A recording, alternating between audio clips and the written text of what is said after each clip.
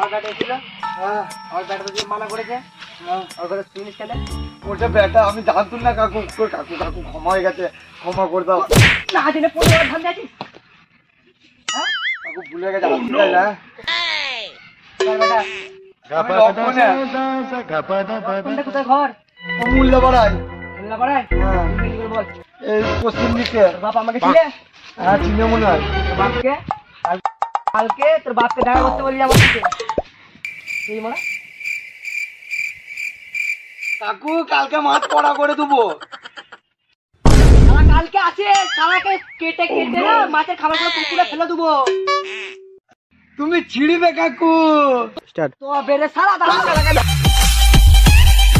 Hello guys, আমাদের video যদি ভালো লেগে থাকে লাইক কমেন্ট শেয়ার এবং প্রচুর প্রচুর শেয়ার করে দিবেন।